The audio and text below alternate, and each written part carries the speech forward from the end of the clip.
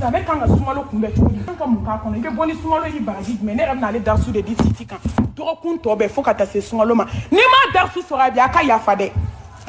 N bɛ ka mun fɔ an k'a lamɛn ni hakili ye, an k'a lamɛn ni hakili ye. Kalo a rayon kelen a y'aw jija a ka to ka bɔ bani. Ne don ne tɛ an ka ɲɔgɔn dusukun lamɛn. Ne ba diɲɛ bɛ walahi an bɛ retard ba de la, retard ba. Alakira sallallahu alaihi wasallam a bɛ kɛlɛbolo dɔ la ani Bubakar Sidiki u bɛ kɛlɛbolo in na. Bubakar Sidiki ye dayɔrɔ mɔmɔ a y'a sɔrɔ Alakira tɛ yen a taara min jaja sahaba dɔ fatu a taara o su da kaburu kɔnɔ a ma sɔn ka Bubakar lawuli. Kanuba ni kanuba ala kama a y'i bolo mɔmɔ ta a ma Alakira ye a y'i ɲɛ kɔrɔta a ɲɛ bɛ yelenin dɔ la kɔɲɛ na gosi fɛ a y'i ɲɛ kɔrɔta ka gosi lajɛ a taamana ka s'a sɔrɔ Alakira belebele bɛ kasi la f'a bɔnbɔsi bɛɛ ɲiginna. A y'i jɔ Alakira kɔnɔ a ko ka Muhammad n kanubaba a kɛra cogo di? A ko Bubakar Sidiki maa kan k'i ka ɲɛnamaya labɛn don min kama a filɛ Alakira ma deli ka diɲɛ yira sahabaw la a ma kɛ ko rabbana atina fi dunya hasanatan wa fil akhirati hasanatan wa qina azaban nar. N'a jaabiri ma i tɛ diɲɛ kanu. Malimatu ala yɛrɛ ko k'an ka diɲɛ ɲini ala fɛ ko ye a ko k'a ɲuman diɲɛ yɛrɛ duman n'a ɲuman mun ye fɔlɔ ne b'aw yɛrɛ fɛ sanu ko tɛ wari tɛ ala mago t'o la étage tɛ limaniya min bɛ dusukun na. Billahi rabbana atina n'a jaabiri ma i dusukun de bɛ ko k'a jɛ k'a ɲɛsin ala ma. Ma ala y'a jaabi Alakira ma ko ala n balo fantan la i kan fatu ala i kan ni fantan wuli kiyama jɔn bɛ ni duwawu kɛ n k'a ko bɛɛ k'a kɛ a bɛ kɔn na wa wallahi ni Alakira lawuli k'a jɔ yan bi an bɛɛ bɛ malo. Silamɛya kɛ anw de bɛ ka girin silamɛya bɛ ka maloya n'anw ye ne ba n t'aw décourager dɛ baara tɛ ka kɛ anw ni ala cɛla la soju la bɛɛ b'a dɔn ko baara tɛ ka kɛ. Billahi maa ɲɛna ko tɛ dɛ an bɛɛ ni ala cɛ soju la an ka sufɛ nafilaw bɛ cogo di an ka seli faridaw an mana an jɔ k'a ɲɛsin ala ma a bɛ cogo di an ni sigiɲɔgɔnw ka hakɛ dun an n'an furuɲɔgɔnw ka hakɛ an ni kansinaw ka duba hakɛ bɛ cogo di billahi anw yɛrɛ b'a dɔn k'anw ma tile jɔn da tɛ walisogo la Alakira ko musalaka t'a la k'i kana kɔrɔfɔli yɛrɛ de kɛ fiyewu wa foyi tɛ min b'a jurumu yafa fo ni tubira ko fɛn tɛ min b'a yafa f'i ka bɔ a la jɔn t'a la bi a ko Bubakar Sidiki ko k'a bɛ ka kuma in fɔ k'ale ye ɲɛji ye Alakira ɲɛ la wallahi a ɲɛda sanuman ba in f'a ɲɛji k'a bɛ ka jigin de komi orobinɛ ala ko Mahamadu min ma li yaghfira laka Allahu ma taqaddama min zambika wa ma ta'akhkhara a ko Mahamadu min ma wa ma arsalnaka إلا رحمة للعالمين بشيرا ونذيرا ودعينا إلى الله بإذني وسراجا منيرا وكنتم أحدا فألف بين قلوبكم فأصبحتم بنعمة إخوانا ورفعنا لك ذكرك nga belebele kun bi jɔ sufɛ fo ka taa salatu khairu mina nawmi wele a jɔlen don a bɛ k'a labato a y'a lajɛ an bɛ sunɔgɔ min na wallahi a ye kunu a ye dusukun kunu ka bɔ sunɔgɔ la ka bɔ kiri na ka bɔ saya la n'o tɛ an bɛɛ bɛ nimisa ne ba n'a ɲɔgɔn ɲɛgɛn diɲɛ na lahara n'i jiginna kaburu kɔnɔ don min nɛgɛnin tɛ yen billahi n'a ye ɲɔgɔn nɛgɛ diɲɛ kɔnɔ an bɛ taa kasi kaburu kɔnɔ ka kɔ kiyama don ɲɛ yɔrɔ ne y'o fɔ a ye n ko musomisɛnninw bɛ kasi la mɔriku la a tɛ dɔw kɔnɔ ko ye yɛlɛ ko ye ka kasi fo k'u ɲɛji don u tulo kɔnɔ su dɔw bɛ kɔ k'a ban ne baw fo ka taa baw ɲɛji sira fila bɛ ka jigin nimisa kasi Alakira ko ni hadamaden fatura k'i bɛ nimisa fɛn fɔlɔ min na diɲɛ dugukolo kan ne baw ko munna ne ye n tɔ to ala ko la billahi o de ye kunnangoyaw la dan ye nka ni ni finijɛ taara dusukun kɔlen jɛlen a falen kabuw falen don i ka sarakatiw la i ka nafilaw la i ka suturaw la i ka sigiɲɔgɔn ɲumanyaw la la ilaha illallah faqad faza fawzan azima saw la samanti la dafalen filɛ perdi ta kɔfɛ perdi tɛ sara min kɔfɛ o de ye ka sara kɛ ala jati kama billahi ala wahada ne ba ala ma dɔn de a ka bon ne ba ɲɛ bɛ kɔlɔsi la aw bɛɛ ɲɛ t'a la John dogo na bange de file ala nyekota e dogo ni bange abeba teke kono kabima na jiana de aklali la ibe dogo mi ay baro kala si ala isa na be fula ay fula bato ala kama ni che ko kawla do mata toro hanna ya to abe jeni la tiga abe ku ni sigi nyoya la ni ye nyuma ke mo na ma do ye aku ika ala ka sara ko sara la bele ala kai ni aka kama te perdi te mina idine kaburu kono ki ka sara bele ka fle eni do ine kadisa ala wallahi ika sara ke ala kama sara fitini ne be nyi kono ni sara domi de ibina ni sondia ka kata Allah subhanahu wa ta'ala ma ala jakete ma kan manchie valenta la dombolo ka temo donga ne ba ka dogala kabu bole ni do akiyama keneka ko bara ni kere bolo ka kira Allah subhanahu wa ta'ala jati kama wallahi ne ba ngodo ede tay ni sondia ala dai wa so kama na ganfeke muso kono ma denchu na ka bwa kono ka biase ngora ta do ko den wulula wallahi ne baw kiyama kama na ganfe hada ma den kono nugu de be bo ka chun ka bindugu ma ka yereke ata do ka le kono nugu bo anyema na ko mana ka o ka haketo jatiga ni srambulu I wolo babi na ajo itado ne ba ala ka ko fenfe be fo kiyama ko la ka mis ala zarado kaka jugo be ala ne ba nga barake koy anga barake ne be to ko fawye muso bangana che muso demiseni makoba bewelela teguma koba ele be se ferawla hey ne ba ambe welela na foloti fanta senkola emi be seli emi bana selima emi be sutwa emi banama emi yake alay emi bana kake alay be welela ya hayyuhan nas ittaqullah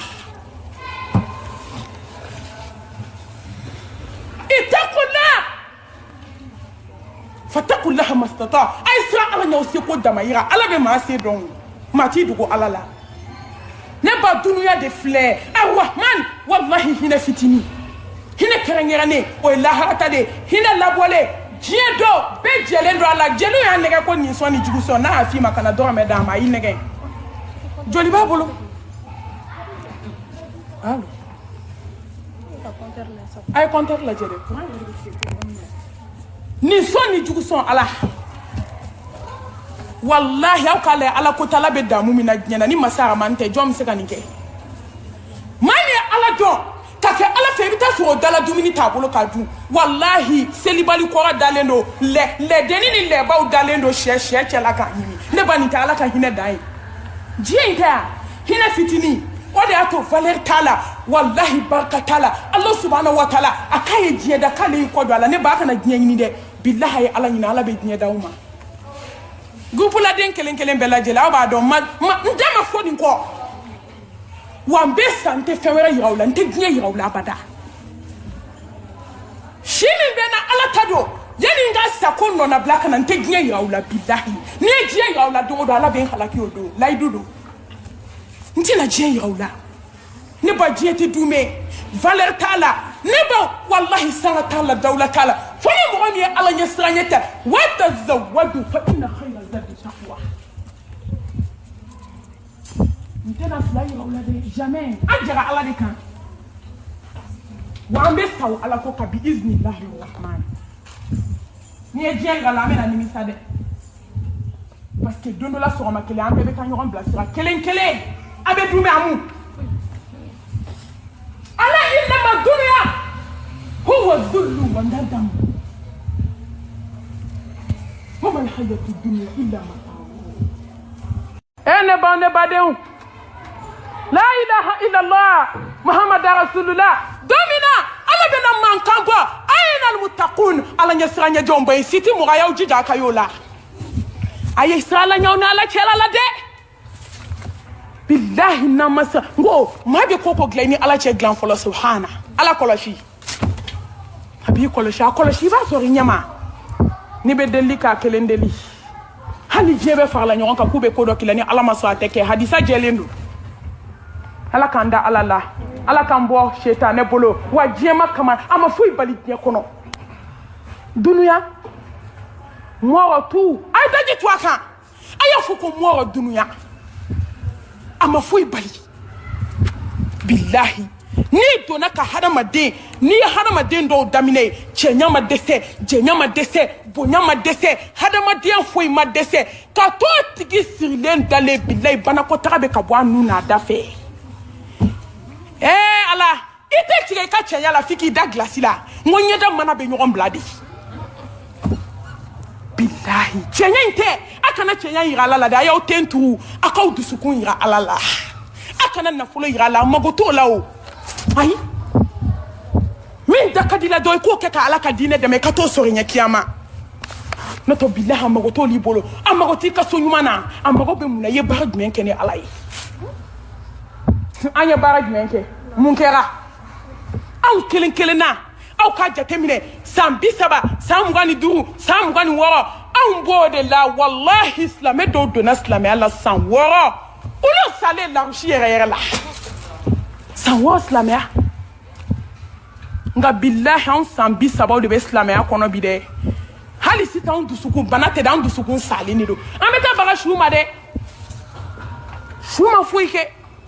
asara tabana an yere de kra shué dusuku sara piu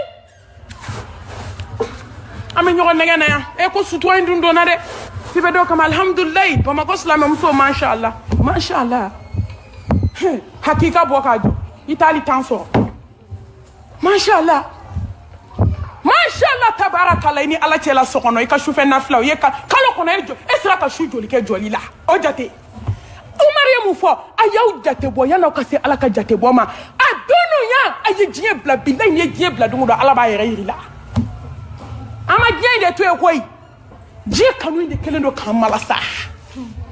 jiye na folo afini asanu baba awari baba alakira sallallahu alaihi wasallam ko saba ko alakira madeli ka fuluye akodon ayeke horonye akaketa akawoshi nyini akatuto aljanna la awasa ngalakira ma fo ma she ko milliard nyini je wani saba be sigi bahola ka ban ita ma da jiye kono ko saba do binijo ko alakira ko ni mina etaji jo ka be ke chugodi ayi obi nu jo amade ko alakira la harbe so chugodi kabu be so chugodi alakira nanta kabu kene nanta la hara kene ka ko be ke chugodi u ka question be la hara ko de anta la jeke ma keme bi wele telephone na kuma klabe che ko kuma ni anya kashi ngoni na shutigera ante kashi kambe ko folila ante kashi quand desera ka shufe nafla seli ante kashi ko wayba an bolo quand desera ka ala ka dine deme ante kashi billahi ko ala farda seli do la ne hakli tara yorore an be kashi de kanga shutigera nya kote kashi anga kashi de nyana ma ta ci godo nga billahi ni mika akida ni ka duskuna sirike alay halo fu ina ite lafia ne ba ya ko do nyana iki jo iki ya kun laje iki ñogon laje docteur la iki ñogon chenyuma baw laje kolu sara nebe muso don wallahi nu kun bora kujo kare chena muso kumbe boku flede u ñogon kunte ye torete du dala bi benyina nu ko kira tunu suko kesue beti dut afara tununa wallahi kaburu tede do sale kle sababe mo kula ka mo masuma u dabe fatununa de ka numbe fala ka kungolo gushi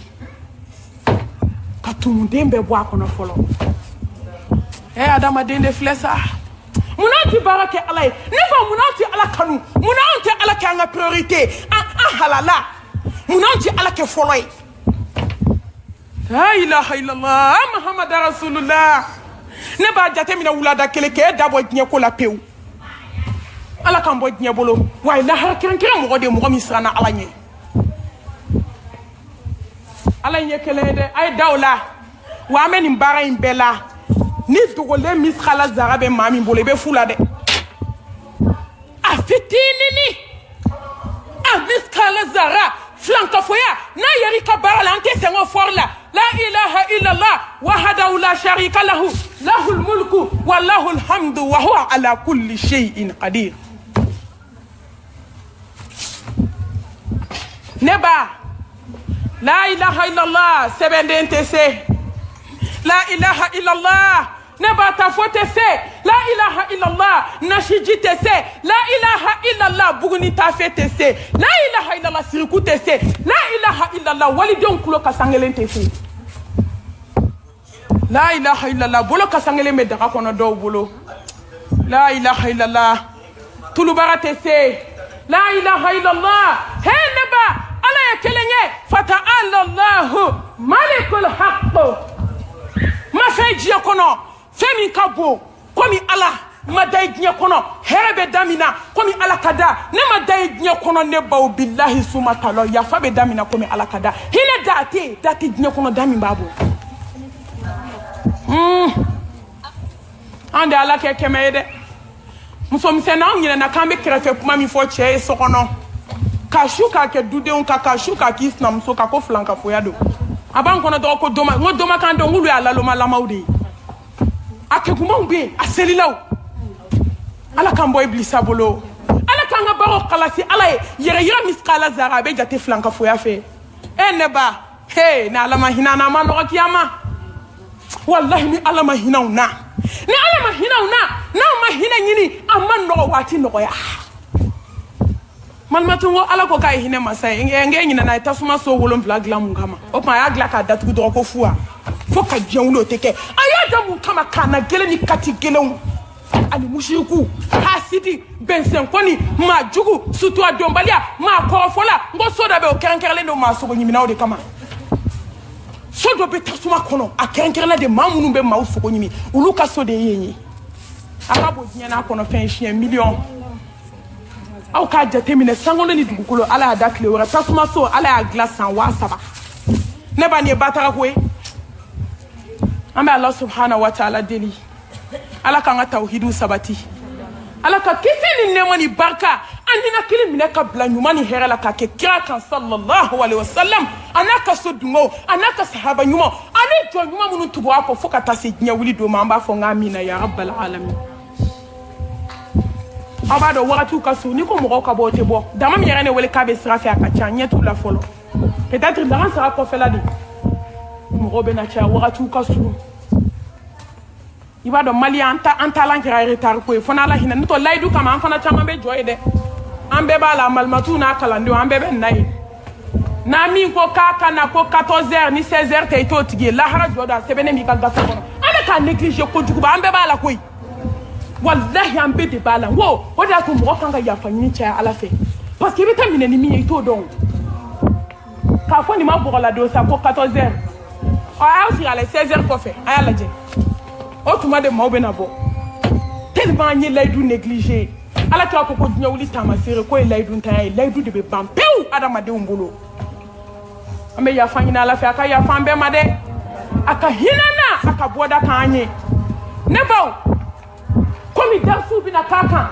gupuka darsu bina kaka seminaire bina kaka nga kumanye blado halinte do nga darsu kono sungalo to ya fakalo hine kalo ka horonya ka bota sumana kalo bato chama kalo ziku kalo kuane kana kalo nebo ki yere tige dunuya la ka tubi ka segi alama kalo ta hine fantaw na kalo oda atoni ala kuma sumbla amen ko chama de be sun kono ngane ba hakli do ka di joma kika kongo nene de wallahi dube bamako lu te kle sabake ka daga siga du chama halanta hakedo ngima na mo do yede ni tari siga dumini kuna ite se ka du kashibinya inya jibolo ite se ka du ala sunke de kan ngamiri akana sunke ko tendo de wallahi dama mi be bamako na do ye kle la du no ke so afana so te daga ka so ka cha ado be ji de du de ma kai ji mi anganda alamine jombe nya kono sundirima de kika mirulula sundirima suntra ko yafa kalo ala be yafe manga kika yafa nyini sigi nyoron fe kansma fe sina fe teru fe jenyoron fe kabila fe ifu ke fe sigi nyoron folo sungale be donka baka oni fu ke joli to datiga la ilaha illallah koni market ko sungalo musakate so ko selma finite so ko menta balaw damne kabi sungalo damne ko femi to ko yafa kalo ni baraji kelen ka kona do be ta baraji bakelena ala ko kona ya le ja ka ba doubler ka tripler faut que c'est milliards de milliards baraji ma sungalo Niko astaghfirullah sungalo la baraji bakili. Niko subhanallah walhamdulillah wala ilaha illallah Allahu akbar wala hawla wala quwwata illa billahi al-ali al-azim baraji bakili. Kile shia kile. Nga mushriku sentala de. Ala ko mami ko ka soli ke kira ka emu fo ya ayyuhal ladzina amanu ko dugolen te mi bolo ke jigite fo e fo ala anga ko ana infam koy nanya ke noir sur blanc kala ya mbebe nimisa ayi ko laje kolashite be bolo dusukun contrôler la kolashite be bolo est-ce que mi meziku la yi datuwa wali puma yi damine ka bwala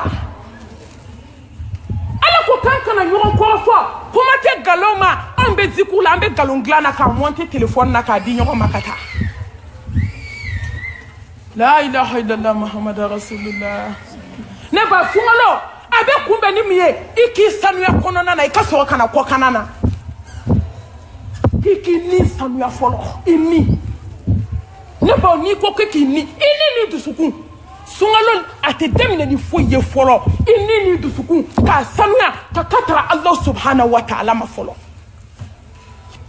ne ba a ye ni ninnu lajɛ a ye dusukun ninnu lajɛ nɔgɔ min b'a la kana sɔn ka don sunkalo la k'a sɔrɔ hasidiya miskala zara b'i la k'a sɔrɔ bɛnsɛnkɔniya b'i la k'a sɔrɔ i bɛ kɛrɛfɛ kuma la k'a sɔrɔ i bɛ dɔ ka kuma la sɔgɔma o sɔgɔma a b'o kɛrɛfɛ kuma kɛ ko ni Ala ma hinɛ la dubasigi ma nɔgɔn dɛ Ala ka hinɛ de bɛ faga kan nto ani ti kuma ni be ya i bɛ kuma mais Ala hinɛ ni la tuma dɔ la i b'i da de i b'i mankun ina gasi dɔn ina Ala gasi tanga wallahi a jateminɛ sun ka gɛlɛn cogo min nka Ala tila ko dɔw sunna de sun jala bilayi kɔngɔ jala ni minɔgɔ jala baraji kelen o ma sɔrɔ o ye sun façon jumɛn ye a bɛ sun na a da bɛ wali kuma bɛɛ la a bɛ sun na a bɛ misigi lamɛn la baroni k'o bɛ sun tɛmɛ ale kan ne ko kuranɛ ma sun tɛmɛ e kan hadisa ma sun tɛmɛ e kan e ka taa azikaru kɛ o ma sun tɛmɛ e kan e ka Ala ma sɔli kɛ o ma sun fo misigi dɔw yɛrɛ mana sun daminɛ fo ka taa sun tigɛ o bɛ tele kɔrɔ feuilleton lajɛ filimu dɔ bɛ bɔ a la dɔ bɛ k'a la ayi jeli ninnu kɔni ye la ilaha illallah o de y'a to ale tila ka hadisa kelen a ye maa caman bɔ misigi lamɛn na bilahi nkalon t'a la a k'a donna tasuma kɔnɔ a ye muso dɔ ye fankelen lɛ ye fankelen wu ye minnu fana b'a kɛrɛfɛ ne baw ala kira ko Jibrila sallallahu alaihi ko nin fana ye jɔn ye a ko ala kira nin ye manton labanw de ye a ko i ɲɛ bɛ minnu jenitɔ la a kɛrɛfɛ u lɛlama ni wululama dɛ minnu b'a lamɛn dɔnkilidala yɛrɛ filɛ a fankelen lɛ fankelen wu ye a nɛ bɛ bɔ a ka Amérique sɔrɔ bilahi lahara dɔnkilidala natɔ ani dɔnkilidala ni min b'a lamɛn ala b'i fofo i nɛ de ka kana k'a ka jan kilomɛtiri joli ye n k'an ye nin de kɛ kulonkɛ ye bi parce que a ka di mɔgɔw ye min ka di Ala o de fɔ hali n'an kunkoloden bɛ sɛgɛn an tɛ nata maa la an tɛ siran maa ka ɲɛ an ka taa ɲɛ bilahi hali n'an bɛ sa an bɛ nin fɔ maa o maa sara k'i to dɔnkili lamɛn la i tɛ Ala ye dɛ nka bilahi a ye telefɔni kɔnɔna lajɛ écouteur ni bɛ bɛɛ bolo maa min ye Ala ɲɛ b'i la dɛ min bɔra jahadibi la bi a ka dɔgɔn dɛ arajoni bɛ bɛɛ bolo a ka so kɔnɔ sisan u ye min kɛ sanga wuli a écran plat 32 bɛ bɛɛ ka soju la k'a tɛ fɛrɛ salon na a bɛ taa haramu tɔ lajɛ yen bilahi ni sunkalo bɔra k'a ban k'e sɔnna ka misigi lamɛn ne ba an tɛ ɲɔgɔn nɛgɛ galon kan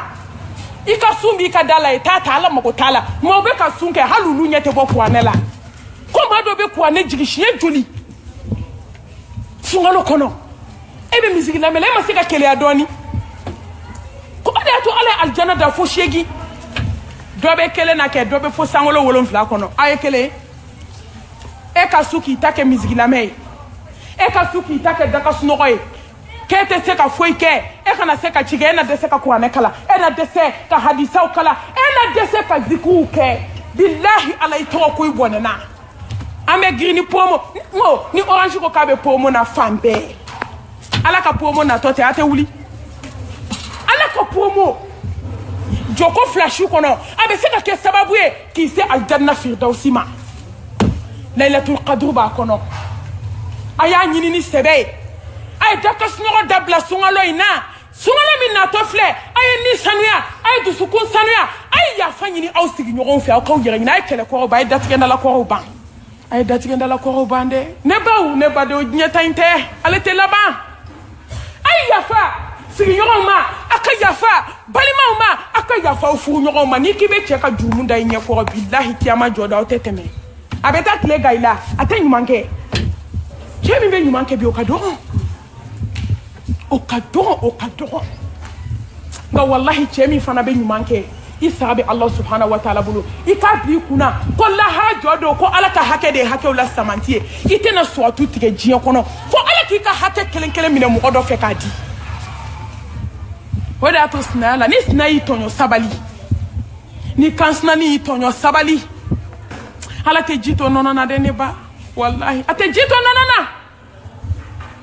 wa be ju sa nyana ka ko la haranye ala kira do sira ma donola akon sigi nyoy ni kena kuma chara ta chaya ako wallahi be kami fo ni nyedo ta foki sate yele sanfe atike maoma